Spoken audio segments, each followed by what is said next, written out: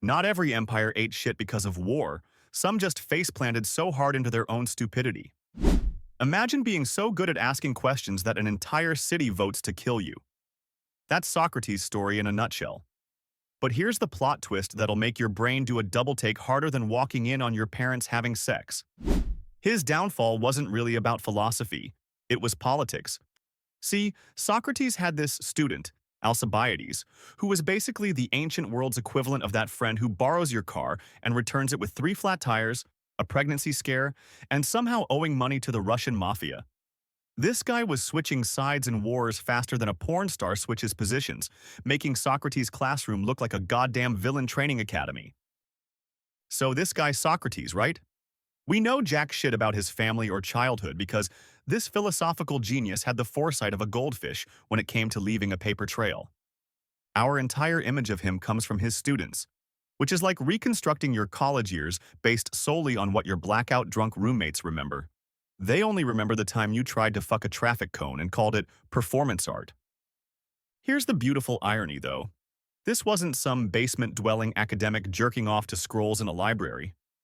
This guy was out there in the streets, markets, gyms, basically anywhere people gathered to feel good about themselves, and he'd just walk up and start intellectual dick-punching everyone.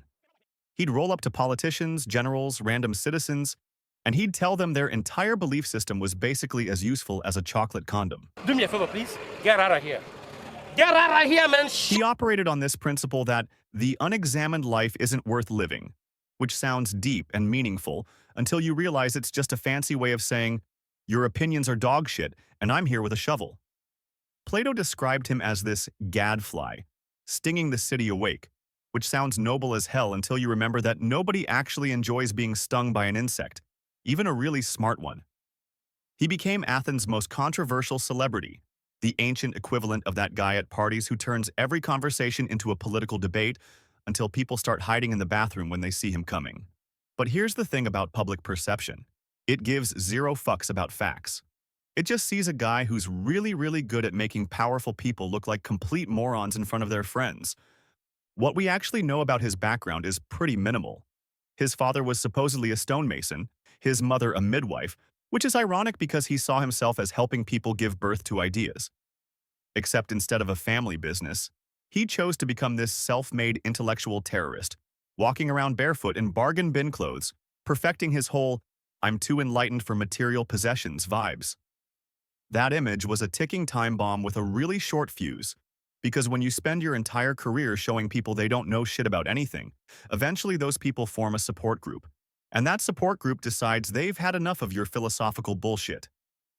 Turns out, making enemies out of everyone with power and influence isn't the world's greatest long-term career strategy. Who could have seen that coming? Alright, so enter Alcibiades. Imagine if Kanye West, Tom Brady, and Harvey Weinstein had a three-way and somehow produced one magnificently fucked up ancient Greek baby. This guy was ridiculously talented, massively ambitious, and a total chaos agent who could work a room better than a stripper with daddy issues and student loans. Their friendship wasn't your typical student-teacher bullshit. This was an intense intellectual romance that reads like the world's horniest philosophy fanfiction. In Plato's Symposium, Alcibiades literally crashes a dinner party just to publicly thirst over Socrates, comparing his words to snake charmers and basically admitting he had a massive hard-on for the guy's brain. It's like ancient Greek intellectual porn, but with more wine and philosophical foreplay. They even had this battlefield bromance going. During the siege of Potidaea, Socrates supposedly saved Alcibiades when he got his ass handed to him, carrying him to safety while bleeding from his own wounds like some philosophical action hero. Then at the Battle of Delium, Alcibiades returned the favor, protecting Socrates during Athens' retreat. It's basically a buddy cop movie, except with more spears and way worse life choices. Here's where shit gets messier than a frat house bathroom. Alcibiades wasn't about that examined life bullshit Socrates preached. He was about winning, looking good, and grabbing power by any means necessary. Socrates tried mentoring him toward virtue, but you can't teach integrity to a guy who treats morality like a Golden Corral buffet, where he only takes the shit he wants. Their bond became this beautiful disaster of colliding ideologies, the truth seeker versus the power-hungry sociopath. Athens loved them both initially. the wise old philosopher and the golden boy general with abs that could cut glass, and morals that could cut throats. But here's the real mindfuck. Alcibiades learned all of Socrates' debate techniques without absorbing any of the moral principles. He became too good at arguing any position, defending any action, justifying any betrayal. Socrates basically handed him a philosophical Swiss army knife and watched him use it to stab everyone in the back, including Athens itself. Their friendship became this toxic cocktail of genuine admiration and pure exploitation. Alcibiades loved what Socrates' mind could do for him, not what it stood for.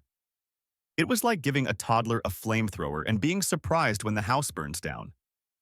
This setup was perfectly engineered for catastrophic backfire, because when your star student starts treating the entire city like his personal monopoly board and everyone's getting fucked over, people naturally look at the teacher who gave him all his moves. So Alcibiades finally goes full supervillain mode, like if Tony Stark decided to become Doctor Doom, but with better abs and worse judgment. He becomes the biggest cheerleader for the Sicilian Expedition, Athens' brilliant plan to invade Sicily and grab all that sweet, sweet Mediterranean wealth. This was supposed to be their empire's crowning achievement, their fuck you moment to the rest of the ancient world. Instead, it turned into ancient Greece's version of the Fyre Festival. Massive hype, complete disaster, way more boats than promised, and a lot more corpses than anyone signed up for. The Athenians sent over 200 ships and thousands of soldiers. Most of them came back as fish food and regret. But here's where Alcibiades pulls the plot twist that makes M. Night Shyamalan look predictable. Right after the expedition launches, he gets accused of vandalizing religious statues back home. Instead of facing trial like a normal human being, this magnificent bastard defects to Sparta. Then, and this is where it gets beautiful, he starts advising Sparta on exactly how to fuck Athens harder than a prison shower. Then, he switches to Persia. Then he crawls back to Athens like a cheating boyfriend with flowers and apologies. This guy had more loyalty switches than a horny teenager's Tinder account. He was basically the ancient world's Benedict Arnold, except Benedict Arnold only betrayed one country. Alcibiades was an equal opportunity traitor. Meanwhile, Athens is hemorrhaging blood, money, and dignity from the Sicilian shitshow. They lost so many ships and soldiers that Sparta suddenly looked at them like a wounded gazelle at a lion convention. The city's bankrupt, their military's decimated, and everyone's looking for someone to blame. And there stands Socrates, the guy who taught their superstar backstabber how to argue any position, defend any betrayal, and justify any piece of shit behavior with philosophical flourish. It didn't matter that Socrates preached virtue and justice. The public saw a pattern emerging like a really fucked up connect-the-dots puzzle. Another of his students, Critias, became the head of the 30 Tyrants, that brutal death squad that turned Athens into a police state and executed people for sport. A third student, Charmides, joined that same regime of murderous assholes. Suddenly, Socrates' classroom looked less like a philosophy discussion and more like a goddamn villain academy where smart people learned how to be magnificent pieces of shit with intellectual justification. Regular Athenians felt more betrayed than a wife finding her husband's Ashley Madison account. They started asking the obvious question. Is this whole question everything bullshit just mass-producing a generation of backstabbing elites who think they're too smart for basic human decency? And I've decided that I want to die. When your teaching method consistently produces men who can brilliantly argue against democracy itself, your intellectual project starts looking less like education and more like domestic terrorism with footnotes. The brutal payoff? Athenians blamed Socrates because his students weren't becoming better citizens. They were becoming the exact people who would burn the city down and roast marshmallows over the flames if it served their ambitions. So the clock finally runs out in 399 BCE. And Athens decides it's time for their philosophical problem to have a very permanent solution. Socrates gets formally charged with impiety and corrupting the youth, which sounds like something you'd see on a medieval Yelp review, but this shit is deadly serious. This isn't some quiet legal proceeding in a wood-paneled courtroom.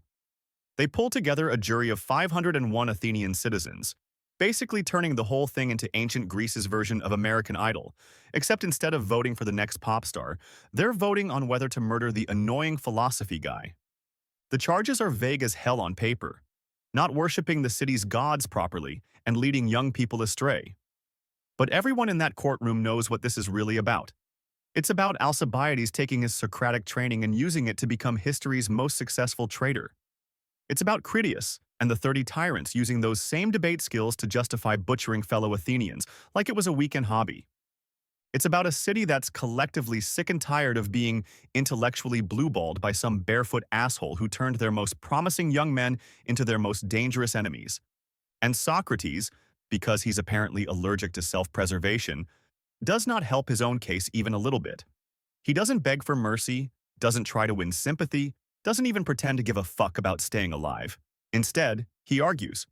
He tells the jury that if they're going to punish him, they should actually reward him with free meals for life because he's been doing Athens this huge favor by challenging their lazy thinking. It's like showing up to a DUI hearing and demanding a trophy for making the roads more exciting. The jury isn't having any of this philosophical masturbation. They find him guilty by a margin wider than the gap between his self-awareness and his survival instincts. This isn't really a legal verdict. It's 501 people collectively saying, "We are done with your shit," to a guy who spent decades making them question everything they thought they knew. They sentence him to death by hemlock, which was apparently Athens' preferred method for dealing with intellectuals who got too big for their britches. But here's where it gets absolutely fucking wild. His friends set up an escape plan that would make Ocean's 11 jealous. They bribed guards, arranged safe passage, had the whole thing mapped out. And Socrates, this magnificent, stubborn bastard, refuses to run. He gives this whole speech about how even if the laws are flawed, he has to respect them because he's benefited from living under Athens' legal system his entire life. The ultimate plot twist: the guy who spent his career questioning every tradition and authority figure ultimately submits to the very system that's about to kill him. It's like watching a man spend 70 years teaching people to question everything, then choosing to die because he won't question the one thing that matters most. The jury convicted him because they genuinely saw his philosophy as an existential threat to democracy itself. They watched his students systematically destroy their city and decided the classroom needed to be permanently fucking closed. His refusal to escape made him an eternal martyr for free thought, dying because he believed too much in the very system that murdered him for believing at all. So Socrates drinks the hemlock like it's a fucking craft cocktail, calmly discussing the immortality of the soul with his buddies, right up until his last breath. No screaming, no begging, no dramatic death scene. Just philosophical small talk while poison shuts down his nervous system. The guy basically turned his execution into a TED Talk about death. And just like that, he becomes the patron saint of misunderstood geniuses overnight. Every edgy college sophomore who thinks they're too smart for the world suddenly has their martyr, the guy who died for asking the hard questions. But here's the beautiful, fucked up paradox of his entire legacy. He died for asking questions, proving once and for all that, while the unexamined life might slowly kill you with boredom and regret, the examined life can get you executed way, way faster by people who really don't want their bullshit examined. So what's the verdict here? Was Socrates a hero for sticking to his principles even when those principles led him straight to a cup of poison? Or was he just the brilliant architect of his own spectacular downfall? A guy so committed to being right that he forgot being alive might be more important? Did Athens murder a great philosopher? Or did they finally put down a dangerous intellectual whose teaching method was basically how to create sociopaths 101? Was he a martyr for free thought? Or just a stubborn old man who couldn't read the room when the room was screaming, "Shut the fuck up or we'll kill you"? The answer? He was probably both. A genuine seeker of truth whose truth-seeking created monsters, a principled man whose principles got people killed, and a teacher whose greatest lesson was accidentally demonstrating that sometimes being too smart for your own good is exactly that. The real lesson here isn't about philosophy or politics. It's that when you spend your life poking bears, eventually one of them is going to maul your ass to death, no matter how noble your intentions were.